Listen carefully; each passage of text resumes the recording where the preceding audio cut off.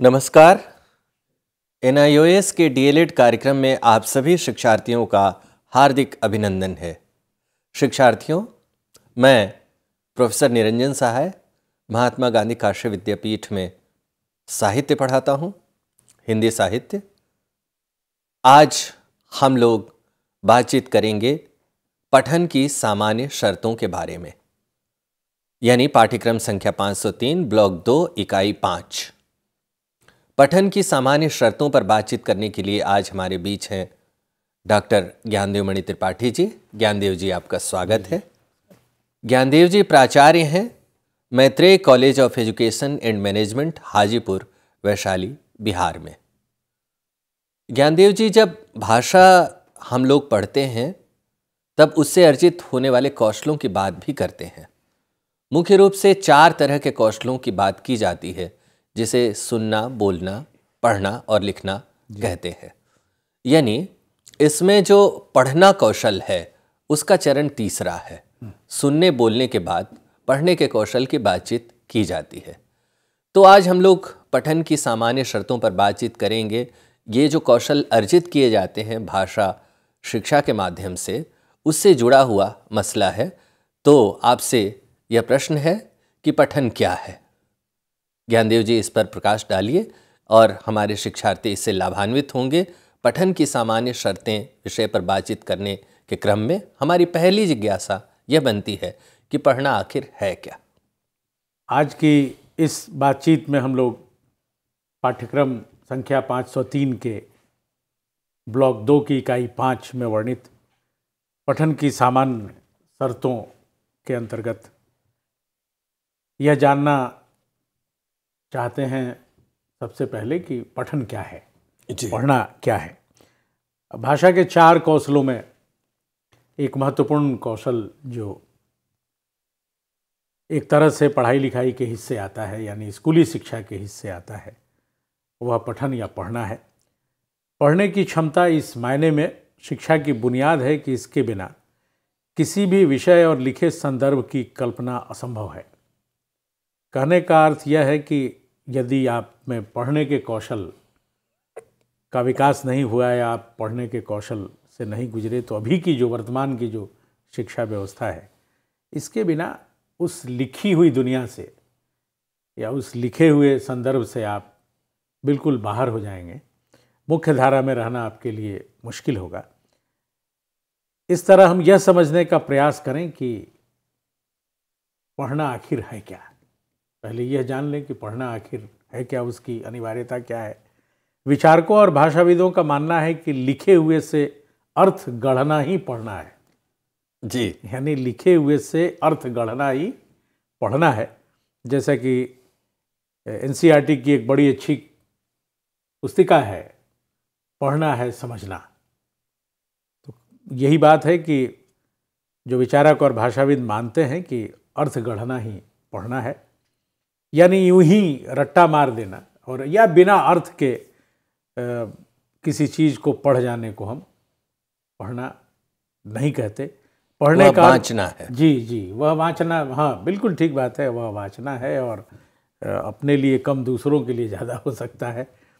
पढ़ने का अर्थ है लिखी हुई धारणाओं को गढ़ना और साथ ही विचारों को आपस में जोड़ पाना और उन्हें स्मृति में रखना। स्मृति का हिस्सा बनाना और रटना, ये 2 बातें हैं। जैसे ही आप कहते हैं स्मृति में रखना, इसका अर्थ है कि जब स्मृति का हिस्सा हमारी वही चीज़ें बनती हैं जिसमें समझना जुड़ा हुआ हो। जो बिना समझ के है वहीं रटा हुआ है। जहाँ समझ शामिल है वो हमारी स्मृति का हिस्सा है। प्रायः पढ़ने की क्रिया उबाऊ रूप में स्कूली दिनचर्या में शामिल होती है, जो एक पुरानी पद्धति हम लोगों के यहाँ रही है। और एक तरह से ये संस्कृत शिक्षा का विकृत रूप है, जहाँ संस्कृत पर के लिए यह कहा जाता है कि वहाँ तो सिर्फ रटने की गुंजाइश नहीं थी। मुझे लगता है कि दुनिया की ज्ञात भाषाओं में संवाद की जितनी शक्ति संस्कृत के पास थी, उतनी शायद किसी दूसरी भाषा में हो, क्योंकि उसका प्राचीन साहित्य इस बात का गवाह है कि वह भाषा आगे बढ़ी ही है संवाद से। बिना संवाद, गुरु शिष्य संवाद को यदि आप निकाल दें, पिता पुत्र संवाद को निकाल दें, तो बहुत मुश्किल होगा उसके साहित्य में और कुछ ढूंढ पाना। हालांकि गुरु शिष्य संवाद बाकी पाली और प्राकृत साहित्य में भी हैं।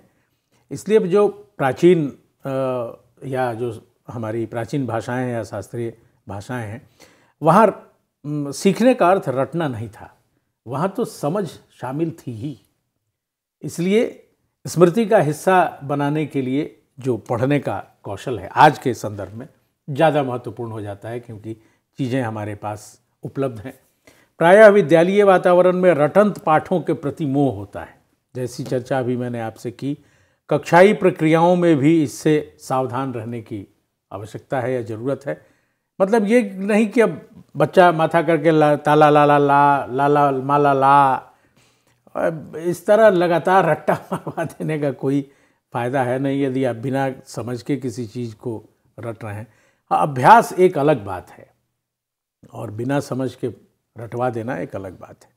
राष्ट्रीय पाठचर्या की रूपरेखा 2005 ने इस मुद्दे पर संजीदगी से विचार करते हुए कहा है कि स्कूली पाठ्यक्रम सूचनाओं और रटंत पाठों से इतना भरे होते हैं कि सिर्फ पढ़ने के लिए पढ़ने का आनंद कहीं दूर छूट जाता है। जी। पढ़ने की संस्कृति के विकास के क्रम में वैयक्तिक पठन को प्रोत्साहित किए जाने की आवश्यकता है। आप स्वयं एक बच्चा स्वयं पढ़ने में आनंद लेने लगे, ऐसे व्यक्तित्व का निर्माण करना है। पढ़ना इसलिए कि उस बच्चे विशेष को पढ़ने में मजा आने लगे। पूरी कक्षा को आपने एक बार सरसों की बाली की तरह झुमा के कोई कविता पढ़ा दी, वो एक बात है, लेकिन एक बच्चा अकेले में भी उस कविता को पढ़े और सरसों की बाली की तरह झूमता रहे, वास्तव में पढ़ने का आनंद यही है। पढ़ने की संस्कृति के विकास के क्रम में वैयक्तिक पठन को प्रोत्साहित किए जाने की आवश्यकता है और शिक्षकों को इस संस्कृति का हिस्सा बनकर स्वयं उदाहरण पेश करना चाहिए। हम शिक्षकों को भी यह देखना चाहिए कि सच में पढ़ने का हम कितना आनंद उठाते हैं। जी। यदि हमने उसका आनंद उठाना शुरू कर दिया और यह समझ बना ली कि पढ़ना इतना आनंददायी है, तब मुझे लगता है कि उसी अनुकूल हम पढ़ने की या पठन की जो शर्तें हैं उसे हम कक्षाओं तक लेके जा सकते हैं। जी। तो अनिवार्यता इस बात की है कि पढ़ना है समझना, इसको ध्यान में रखते हुए पढ़ना अर्थ निर्माण है। पढ़ना सिर्फ रटाई नहीं है, पढ़ना एक आनंददायी प्रक्रिया है। इसको ध्यान में रखते हुए पहले हमें भी, हम सभी शिक्षकों को भी, हम हो या आप हों, चाहे प्रशिक्षक हों या प्रशिक्षु हों, शिक्षक हो, शिक्षार्थी हों, शिक्षिकाएं हों, हम सभी को पहले इस पढ़ने के आनंद को आत्मसात करना चाहिए और उसकी अनुभूति हमें होनी चाहिए। जब तक उसकी अनुभूति हमें नहीं होगी निरंजन जी, हम ये नहीं कह सकते कि पढ़ना इतनी आनंददायी क्रिया है। जी शिक्षार्थियों, ये एक बहुत रोचक चर्चा है और हम लोग इस बात को आनंददायी तरीके से समझे कि पढ़ना बाँचना नहीं है, यानी किसी चीज़ को आप केवल पढ़ लेते हैं बिना समझे हुए तो उसे पढ़ना नहीं मानेंगे। पढ़ने का अर्थ समझना से अनिवार्यतः जुड़ा हुआ है और समझ का चस्का जब किसी विद्यार्थी या किसी शिक्षार्थी या किसी भी व्यक्ति में लगता है, तब उसके सामने एक अनंत रूपा संसार के अनेक पन्ने खुलने लगते हैं। लेकिन पढ़ने की यह जो दुनिया है वह रोशन हो, किताबें जो काम करती हैं, जो रोशनी फैलाती हैं, जो अंधेरे से लड़ती हैं, उसके पहले जो बात है वह यह समझने की ज़रूरत है कि इस रोशनी के लिए यानी पठन के लिए सामान्य शर्तें क्या हैं। जी जी। तो ज्ञानदेव जी, आपसे गुजारिश है कि जो सामान्य शर्तें हैं पठन की, इस पर शिक्षार्थियों को लाभान्वित करें। तो अपनी इस बात को आगे ले जाते हुए और आपके प्रश्न के साथ जोड़ते हुए, जहां हम लोग अभी बात कर रहे थे कि बच्चे बच्चियों में पठन की संस्कृति के विकास के साथ यह सुनिश्चित करना जरूरी है कि शिक्षक शिक्षिका में भी इस संस्कृति का हिस्सा बनने की शक्ति हो, यानी ताकत हो। पढ़ना वर्णमाला की पहचान, शब्द तथा वाक्यों को बोलना तो है ही, इससे आगे भी बहुत कुछ है जिसकी थोड़ी बहुत चर्चा हम लोगों ने अभी की है। लिखे हुए के अर्थ को समझ कर अपना नजरिया बनाना और अपनी निजी समझ भी विकसित करना पढ़ने के कौशल का हिस्सा है। जी, अपनी निजी राय बनाए किसी विषय पर। जी, इस तरह शब्द के केवल हिज्जे बोलना ही पढ़ना नहीं है। पढ़ने का अर्थ लिखे हुए के साथ संवाद करना है। जी, जो लिखा हुआ आप पढ़ रहे हैं उसके साथ भी एक संवाद में शामिल रहना है। अपने अनुभवों एवं सैद्धांतिक संरचना के सांचे में लिखे हुए को ढालना है। इसको एक बार फिर से समझने की आवश्यकता है कि पढ़ने का अर्थ लिखे हुए के साथ संवाद करना, अपने अनुभवों एवं सैद्धांतिक संरचना के सांचे में लिखे हुए को ढालना है, जो भी लिखा हुआ है। और आपका हर आदमी अपने लिए एक दुनिया बनाता है या उसकी आदत बचपन से पढ़ने लगती है, तो आपकी जो सैद्धांतिक दुनिया है उसमें उस पढ़े हुए को कोई अर्थ मिल रहा है या नहीं, यह भी ध्यान रखने की आवश्यकता है। फिर आपका अगला सवाल कि पठन की सामान्य शर्तें क्या हैं, इसे हम समझने का प्रयास करें कि पढ़ने की या पठन की सामान्य शर्तें, इसका आशय क्या है, यह पद क्या कहता है। इसका अर्थ हुआ पठन भाषाई कौशल के आधारभूत, अर्थ यह होता है कि पठन के भाषाई कौशल के लिए आधारभूत परिस्थितियाँ क्या होंगी। कब हम कहेंगे कि पढ़ना हो गया, या आप कब कहेंगे कि पढ़ना है समझना, इसे आपने पूरा कर लिया। इनमें से जो पढ़ने की सामान्य शर्तें हैं उनमें से कुछ की पहचान हम इस तरह कर सकते हैं कि पढ़ने के भरपूर अवसर की उपलब्धता हो। यानी बच्चे के पास, हम जिसकी बात कर रहे हैं, हमारे ये सभी शिक्षक जो डीएलएड कर रहे हैं, ये इनका जुड़ाव प्रारंभिक शिक्षा से है, तो हम अभी बात कर रहे हैं अपनी प्राथमिक और मध्य या दोनों मिलाकर प्रारंभिक विद्यालयों के बारे में, कि पढ़ने के भरपूर अवसर की उपलब्धता हो। और हम यह न सोचें कि यह जो पढ़ने का सुख है यह सिर्फ भाषा की कक्षा में मिलता है, बल्कि हम यह भी जानें और जानने की कोशिश करें कि पढ़ने के और कौन कौन से अवसर हैं। विविध विषयों में एक बच्चे को पढ़ने के कितने अवसर उपलब्ध हो रहे हैं। आमतौर पर हम ये जानने की कोशिश नहीं करते कि पहली कक्षा में बच्चे ने हिंदी भाषा की पाठ्यपुस्तक से जो कुछ वाक्य या शब्द या वर्ण सीखे हैं उससे मेल खाती हुई उसकी गणित की किताब है या अलग है जी। ऐसा तो नहीं कि उसने हिंदी भाषा की पाठ्यपुस्तक में ऐसी बहुत सी चीजें नहीं सीखी हैं जो उसे गणित में सीखनी पड़ रही हैं। जी। लेकिन गणित की कक्षा में भी भाषा सीखने का अवसर है, इसलिए हम ये नहीं कह सकते कि यह गलत है। इसलिए पढ़ने के भरपूर अवसर की उपलब्धता का मतलब है कि हम हर कक्षा में इस आनंद के लिए वातावरण बनाएं, यानी पढ़ने के आनंद का वातावरण बनाएं और अधिक से अधिक अवसर उपलब्ध कराएं। पढ़ना उद्देश्यपूर्ण और चुनौतीपूर्ण हो। कई बार होता यह है कि हम बच्चों के सामने कुछ ऐसी चीज़ें रखते हैं या डालते हैं जिसको समझने के लिए उनको संघर्ष करना पड़ता है, कई बार उनको पढ़ने के लिए संघर्ष करना पड़ता है जी। तो ऐसी चीज़ें भी पढ़ने को बढ़ावा देती हैं। देखिए, जब आप किसी चुनौती को पार करके आगे बढ़ते हैं तो उस आनंद का वह आनंद अलग किस्म का होगा। इसलिए पढ़ना उद्देश्यपूर्ण और चुनौतीपूर्ण हो, पठन सामग्री संदर्भपूर्ण हो। प्रारंभिक कक्षाओं के लिए यह बात कही जा सकती है कि जो पठन सामग्री है या पढ़ने की सामग्री है वह अपने संदर्भ से जुड़ी हुई हो, यानी उसका जुड़ाव अपने संदर्भ से हो। इससे अर्थबोध करने में बच्चों को सहूलियत हो जाएगी। इसीलिए यह प्राथमिक कक्षाओं के लिए तो एक तरह से अनिवार्य शर्त है कि हम अपनी सामग्री को अपने आसपास के संदर्भों से जोड़कर ही रखें और वैसी ही सामग्री बच्चों को पढ़ना सीखने के लिए उपलब्ध कराएं। भाषा की परिचित वाक्य संरचना का इस्तेमाल हो। प्रारंभ में यदि भाषा के विविध रूप सामने आने लगे तो हो सकता है कि एक बच्चे को सीखने में परेशानी हो। इसलिए जो वाक्य संरचना है जो उसके आसपास से मिलती जुलती है, यदि आप उसमें उस भाषा का प्रयोग करें तो मुझे लगता है कि, और माना भी यही जाता है कि फिर पढ़ने में सुविधा होगी। यानी आसपास हमारी जो परिवेश की जो भाषा है उसके अनुसार आप यदि प्रयोग करें। अब जैसे मान लीजिए कि बिहार में हम विद्यालय कहते हैं, मध्य प्रदेश में शाला कहते हैं, बिहार लोक निर्माण विभाग है तो उत्तर प्रदेश सार्वजनिक निर्माण विभाग है। एक ही हिंदी में कई तरह के शब्द हैं।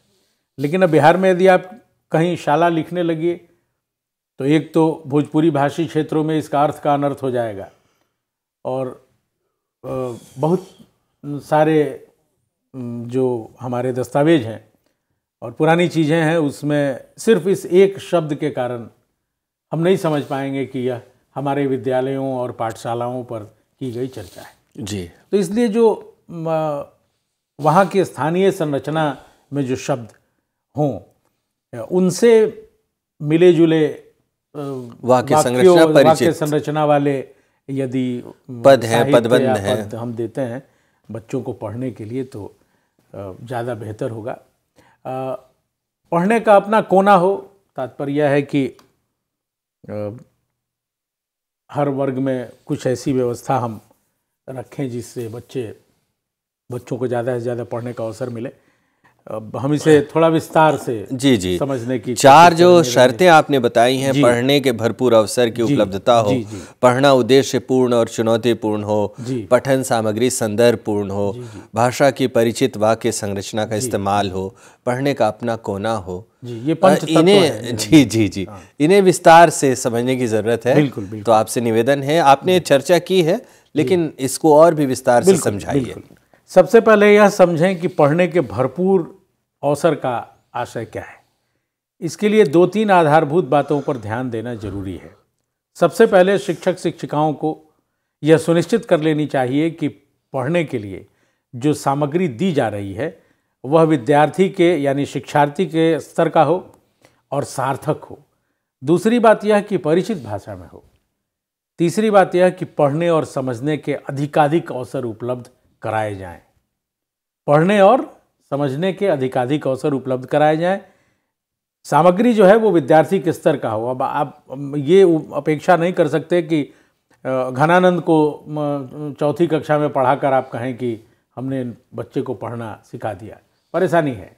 घनानंद जी का जब समय आएगा तो वो उसके जीवन में शामिल होंगे, लेकिन चौथी कक्षा में हो सकता है कि घनानंद जी की कुछ ऐसी भी रचनाएं हों जो चौथी कक्षा के बच्चों को भी लेकिन एक सामान्य बोध की आप चर्चा लेकिन एक सामान्य बोध पर मैं ये कह सकता हूँ, या जो हिंदी साहित्य की ही प्रारंभिक रचनाएं हैं जो आज बहुत ही कठिन है जिसका सामान्य अर्थ निकाल पाना, तो उसका बोझ मुझे लगता है कि प्रारंभ में नहीं डालना चाहिए। जी बिल्कुल सही। अच्छा ये होगा कि हम उनके आसपास की रचनाएं उन तक के माध्यम से उनको पढ़ना सीखने दें और पढ़ने का आनंद लेने दें। शिक्षक शिक्षिका बच्चे बच्चियों के साथ सार्थक संवाद करें, उनकी बातों को ध्यान से सुनें और दूसरों की बातचीत को सुनाने का मौका दें।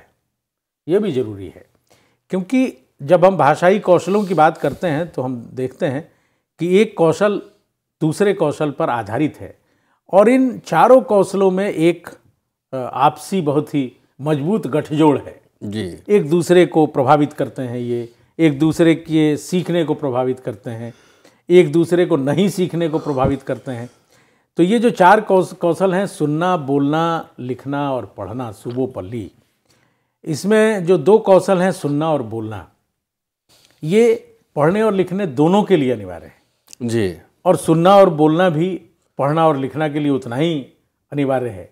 यदि आप कुछ सुनते ही नहीं तो फिर लिखने में आपको परेशानी होगी।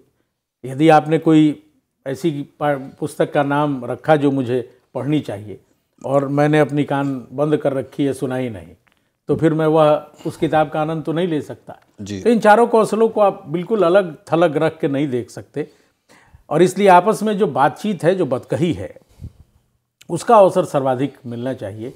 यह भी पढ़ने को, आपसी शिक्षक और छात्र का जो संवाद है, जो मौखिक संवाद है, वह भी उसके पढ़ने को प्रभावित करता है।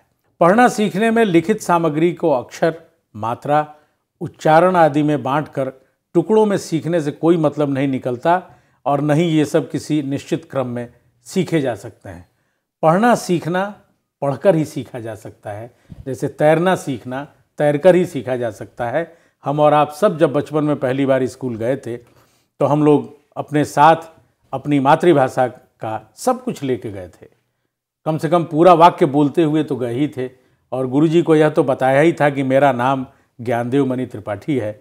मैंने ये नहीं कहा होगा कि म आकार मे, र आकार रा, मेरा, न आकार नाम, म नाम, ग आकार ज्ञान, न ज्ञान। लेकिन जाते ही स्कूल में पढ़ना सीखने की जो पद्धति थी वो यही थी।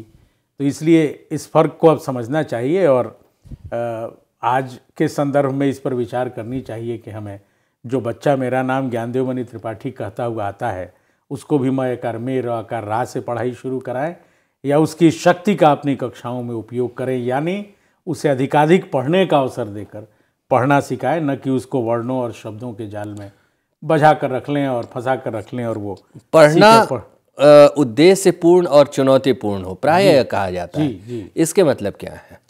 पढ़ना उद्देश्यपूर्ण और चुनौतीपूर्ण हो, इसका आशय यह है कि विद्यार्थी पाठक या किसी भी पाठक के लिए जो सामग्री मुहैया कराई जाए वह सार्थक और चुनौतीपूर्ण होनी चाहिए। दरअसल जब भी हम पढ़ते हैं तब कुछ न कुछ उद्देश्यों से संचालित होते हैं। इनमें से कुछ की पहचान करें, जैसे आनंद के लिए पढ़ना, जिज्ञासा के लिए पढ़ना, किसी कहानी या कविता के घटनाक्रम को जानने के लिए पढ़ना, अपने परिवेश में जो भी घटित हो रहा है उनका सजीव और सही चित्रण किसी रचना में हो रहा है या नहीं, यह जानने के लिए पढ़ना। इस तरह के संदर्भों से रूबरू होने के लिए हम पढ़ते हैं। तो इसलिए पढ़ना जो है वो बिना किसी उद्देश्य के नहीं हो सकता, मतलब उद्देश्य ही नहीं हो सकता। वैसे पढ़ने में कोई समझ शामिल नहीं होती। कक्ष की ऐसी चुनौतियाँ जहाँ कुछ जानने, बताने, अनुभव बांटने के अवसर देती हैं, जिनसे बच्चे बच्चियों में पढ़ने की क्रिया आकर्षित करती है। अर्थ की चुनौतियाँ पढ़ने के लिए प्रेरित करती हैं। जैसे ही हम कक्षा में बच्चों को एक समृद्ध वातावरण उपलब्ध कराते हैं, वैसे ही कक्षा का रूपांतरण हम एक उत्साहपूर्ण कक्षा में कर देते हैं। सार्थक चुनौतीपूर्ण लिखित भाषा से भरे कक्षाई वातावरण में बच्चे बच्ची पढ़ने के प्रति आकर्षित होते हैं। यानी जहाँ उनके पास एक ऐसी चुनौती हो, एक ऐसा कक्ष जिसमें उनके लिए चुनौतियाँ हों और वो उसको सीखना चाहते हैं, लेकिन आप उन्हें उत्साह उनमें देते हैं, उन्हें अभिप्रेरित करते हैं, तो मुझे लगता है कि पठन की ओर उनका बढ़ना ज़्यादा होता है। जी हाँ जी आपकी चर्चा में बहुत बातें उभरी हैं। जी। एक पद का व्यवहार किया जाता है, संदर्भपूर्ण पठन। जी। अधिगम में संदर्भपूर्ण पठन का क्या आशय है? निरंजन जी, कोई भी भाषा किसी संदर्भ में ही सीखी और पढ़ी जाती है। इस सिलसिले में प्रोफेसर कृष्ण कुमार का विश्लेषण ध्यान देने लायक है। उनके अनुसार वाक्य एक ऐसी बुनियादी संरचना है जिसमें कोई अर्थ प्रकट हो सकता है। इसे एक बार फिर से सुनने की आवश्यकता है कि वाक्य एक ऐसी बुनियादी संरचना है जिसमें कोई अर्थ प्रकट हो सकता है, और अक्सर अलग से वाक्य में कोई अर्थ नहीं होता। वो अर्थ तभी प्रकट होता है जब वाक्य किसी संदर्भ में इस्तेमाल किया जाए। जैसे अगर मैं कहूँ ये मेज खाली है, इसमें किताबें पड़ी हैं। अगर आप किसी बच्चे को यह पूरा वाक्य दें कि इस मेज पर यह किताब पड़ी है और वहाँ एक चित्र बना हुआ हो जिसमें एक मेज पर एक किताब पड़ी हुई हो, तो एक बच्चा जो बिल्कुल ही अक्षर पहचानना नहीं जानता, उससे भी अगर आप कहेंगे देखो यहाँ वो लिखा है जो वहाँ उस चित्र में बना है, तो बताओ यहाँ क्या लिखा है, यानी टेबल और उसको दिखा के, तो बच्चा अनुमान लगाएगा कि जरूर यहाँ मेज के बारे में कोई बात लिखी होगी। और अगर आप उसे दिखा दें कि यहाँ मेज लिखा हुआ है, तो अगली बार जब आप उसे मेज शब्द कहीं दिखाएंगे तो वह पहचान लेगा, भले ही वह म ए की मात्रा और ज लिखना नहीं जानता, अलग अलग मात्रा नहीं जानता, या उस संदर्भ व्यवस्था में नहीं जानता, लेकिन वो एक बार जब देखेगा मेज, अगली बार जब आप उसको मेज की वो आकृति दिखाएंगे, अब उसके लिए आकृति है, शब्द क्या है, आकृति ही तो है, तो वह उस आकृति से वह इस मेज की पहचान कर लेगा। जी, यानी मेज को एक सार्थक संदर्भ मिल रहा है ऐसे में, क्योंकि एक वह सामग्री उसके सामने है। बाद में आप उससे बताएंगे कि इस मेज शब्द में ये दो आकृतियां हैं, आप चाहें तो उसे वर्णमाला पहचानने के लिए भी कह सकते हैं या कह सकती हैं, लेकिन ये जो क्रम है आज की परिस्थिति से उल्टा होगा। अभी हम लोग जो कर रहे हैं उल्टा है, कहना न होगा। पढ़ना सिखाने की यह प्रमुख शर्त है कि संदर्भ की उपस्थिति सुनिश्चित की जाए।